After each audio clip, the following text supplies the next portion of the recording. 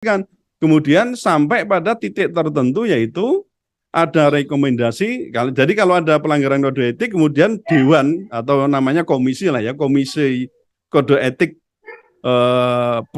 profesi polisi ini ya, polisi ini kemudian melakukan sidang ya, lalu menyidangkan yang terduga melakukan pelanggaran itu, baru nanti berupa ada rekomendasi. Apa itu?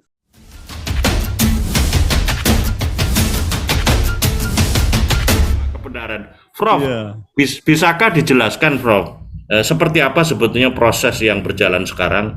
Memang benar-benar menunjukkan proses hukum yang nanti akan diharapkan sebagaimana publik mengharapkan transparan dan akuntabel. Seperti apa, Prof, melihat perkembangan demi perkembangan proses hukum atas Brigadir J sebagaimana dugaan-dugaan sebelumnya, Prof? Ya, baik. Assalamualaikum warahmatullahi wabarakatuh. Waalaikumsalam warahmatullahi Pak Soleman Ponto yang saya hormati, ya. Terima kasih, Mas Sore, Pak. Kita ketemu lagi, ya. Meskipun melalui media daring ini ya. Mas Slamet yang juga selalu setia ini untuk mengundang kita ini. Ya, saya sudah ketemu secara fisik dengan Pak Sulaiman. Oh iya, kalau kita sih berkali-kali ya, kalau so itu di Jawa Timur itu, mubeng itu. Iya. Baik, terkait dengan kasus ini ya, saya sepakat dengan Pak Soleman Ponto bahwa pernah menyatakan sebenarnya kasus ini kan sederhana ya. Ada kasus ya pembunuhan, ya ada perbuatan hukum namanya pembunuhan, ada pembunuh kan itu sudah sebenarnya gampang karena sudah ada yang kalau menurut penyelidikan awal kan sudah ada yang dinyatakan sebagai pembunuh yaitu Baradae, kan begitu. Itu sebenarnya kasus yang sangat sederhana, tapi begitu sudah dikait-kaitkan dengan persoalan pelecehan seksual dan seterusnya itu kemudian semakin menjadi kabur masalah ini. Nah, lebih-lebih ketika misalnya ada proses yang menurut saya tidak wajar, yaitu penundaan pengungkapan yang sampai pada 3 hari ya, dari hari Jumat kejadian baru hari Senin itu terungkap. Nah, ini di luar kebiasaan. Kalau kasus-kasus pembunuhan itu biasanya Polri itu selalu segera mengungkap ya bahwa telah terjadi sebuah pembunuhan. Nah, kalau dalam hal ini terjadi semacam itu, berarti memang dari awal itu muncul ya, kenapa kok sampai misalnya terjadi penundaan pengungkapan itu, diduga di situ terjadi adanya skenario atau rekayasa. Apa isinya? Bisa jadi di situ berupa narasi-narasi yang sifatnya itu kebohongan-kebohongan. Nah, ini biasanya kalau kita lihat dari kasus-kasus yang ada itu dipakai untuk apa? Sebagai alat untuk cover up, ya, jadi untuk menutupi. Nah, dengan cara apa? Banyak itu yang tadi menunda, membuat narasi, kemudian ada merusak barang bukti, bisa untuk menghilangkan jejak, menghapus rekaman dan seterusnya. Yang tadi saya katakan sebenarnya kasus ini kan jelas tidak begitu rumit ya, tetapi begitu melibatkan pejabat yang bisa dikatakan pejabat tinggi, nah ternyata membuat permasalahan ini menjadi sangat berbelit-belit, kemudian rumit, dan juga boleh saya katakan itu di situ terjadi apa istilahnya itu intrik-intrik di situ. Nah, kita juga sangat merasa prihatin ya ketika misalnya ada seorang jenderal yang prinsipnya sudah punya jabatan yang tinggi, mestinya punya mematuhi kode etik, tapi justru ketika sekarang itu ada narasi bahwa Jenderal Verdi Sambo itu diduga ya telah melakukan pelanggaran kode etik dalam olah TKP dalam rangka melakukan investigasi dalam kasus pembunuhan Brigadir Joshua itu. Nah, kemudian juga saya melihat berita dan juga ada keterangan dari petinggi Polri bahwa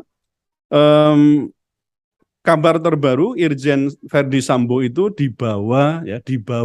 Nah, itu di tempat khusus.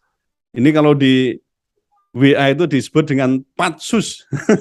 Kan ada tim sus, ada satgasus. Ini ada Patsus, ya tempat khusus, yaitu di Makobrimob. Nah, ini yang saya katakan sangat aneh.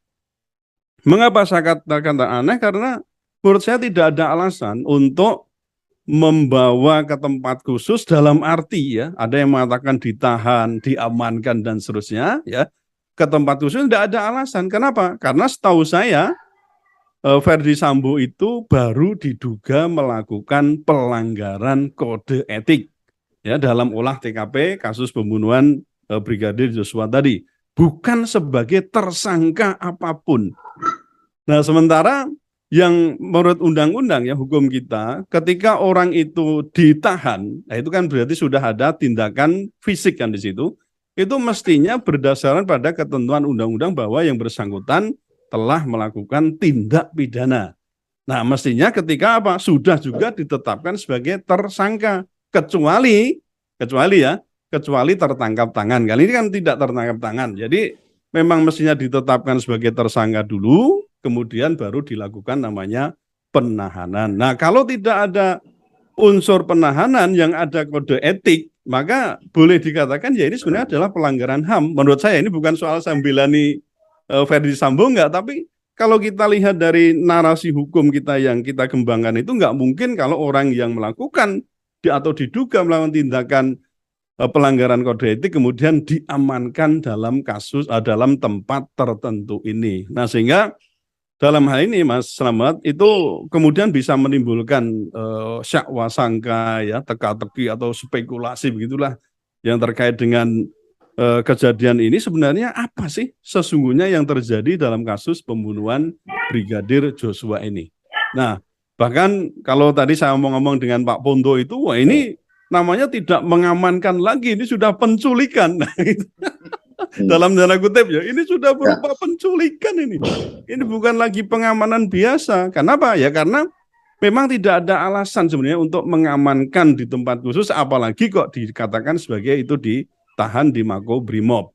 Nah, dengan kasus ini saya kira para pihak juga harus memahami betul ya bahwa memang di kepolisian itu kita mengenal namanya Kode Etik Profesi Kepolisian Negara Republik Indonesia, dan itu diatur ya di dalam peraturan Kepala Kepolisian ya Perkapolri itu nomor 14 tahun 2011.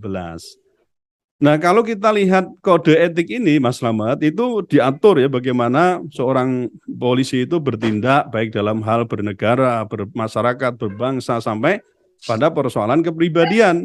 Tapi ketika misalnya terjadi pelanggaran atas kode etik ini, maka sanksinya juga sanksi administratif, bukan sanksi pidana. Administratif itu apa?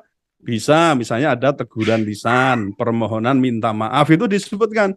Kemudian sampai pada titik tertentu yaitu ada rekomendasi. Jadi kalau ada pelanggaran kode etik, kemudian dewan atau namanya komisi lah ya, komisi kode etik profesi polisi ini ya, polisi ini kemudian melakukan sidang ya, lalu menyidangkan yang terduga melakukan pelanggaran itu, baru nanti berupa ada rekomendasi. Apa itu rekomendasinya? Yang paling tinggi adalah istilahnya itu pemberhentian tidak dengan hormat ya, PTDH namanya. Nah, siapa yang melakukan pemberhentian PTDH? Namanya Ankum, yaitu atasan yang berhak untuk menghukum, kan itu. Jadi Pak Ponto ini tetap ada hubungannya ya antara kode etik, nanti juga disiplin Polri.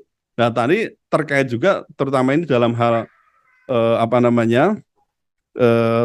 sanksi administratif, yaitu paling tinggi adalah pemberhentian tidak dengan hormat.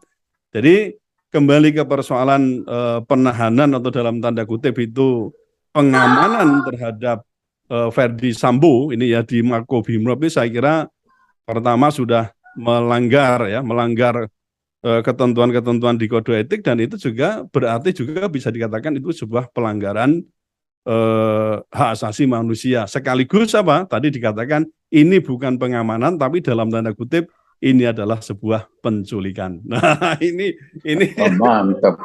Kita harus meluruskan juga ini dari sisi hukum, harus kita luruskan ini aspek administrasi bukan pidana. Begitu, Cak Slamet. Iya, Prof. Suteki, satu lagi yang ingin saya tanyakan. Jadi ini nomenklatur yang tepat itu ditangkap, ditahan, diculik atau diamankan dalam konteks proses yang sekarang ini berjalan. Terus yang kedua, kan ini ada proses yang ada lembaga atau sebuah mekanisme yang berjalan dua-duanya, yakni Insus dan Timsus. Timsus dalam konteks proses hukum Brigadir J, Insus dalam konteks yang berkaitan dengan kode etik. Seberapa itu nanti akan membawa implikasi proses keduanya bisa berjalan antara pelanggaran terhadap kode etik dan pelanggaran terhadap dugaan pidana terhadap proses hukum Brigadir J, Prof. Suteki.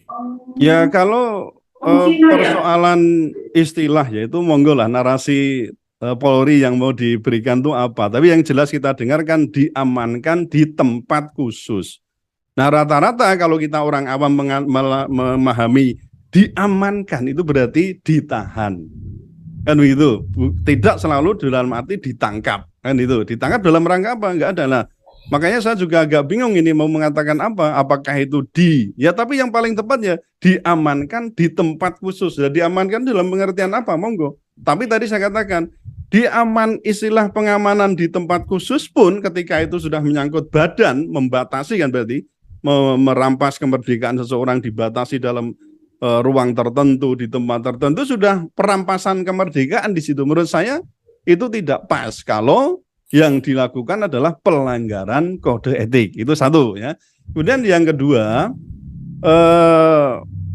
tadi apakah itu Insus maupun Timsus itu keduanya saya kira tetap harus dilakukan ya. Timsusnya berarti memang berusaha untuk menemukan apakah di situ ada indikasi pelanggaran tindak pidana. Jadi misalnya di situ dilakukan perbuatan pidana, apakah misalnya yang terdengar itu kan yang saya dengar ya, saya baca itu menghapus atau merusak atau menghilangkan CCTV misalnya rekaman CCTV.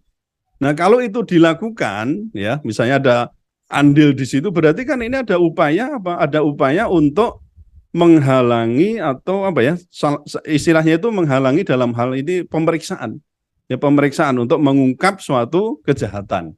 Itu juga diatur nanti ya ada pasal berapa ya saya kira ada pasal 221 dan nanti juga terkait dengan pasal 55 dan pasal 56 itu dengan istilah penyertaan atau perbantuan melakukan tindak pidana. Jadi ini kalau saya amati ini tidak bisa kalau hanya dikenakan atau dilakukan pengenaan pelanggaran hanya dari sisi administratif, tapi juga di situ ada indikasi apa pelanggaran terhadap pasal 221 dan 55 dan 56 KUHP. Nah, itu nanti juga terkait dengan bagaimana dengan penghilangan atau merusak atau mungkin menghalangi suatu penyidikan dalam perbuatan atau tindak pidana itu. Jadi nah kemudian bagaimana Insusnya misalnya ya maksud saya yang untuk meneliti sendiri soal kode etik yaitu sampai pada tahap ketika ditemukan betul-betul pelanggaran kode etik itu maka yang paling berat adalah diberhentikan secara tidak hormat sebagai polisi. Nah pemberhentian itu biasanya ya Mas ya itu kalau secara tetap itu juga menunggu apakah betul misalnya tindak pidana itu dilakukan oleh yang bersangkutan oleh Verdi Sambo. Jadi ini harus juga telah memperoleh kekuatan hukum yang tetap. Jadi nanti pemberhentian itu bisa mengikuti proses pidana setelah itu memiliki kekuatan hukum yang tetap. Ya, terima kasih Prof. Suteki.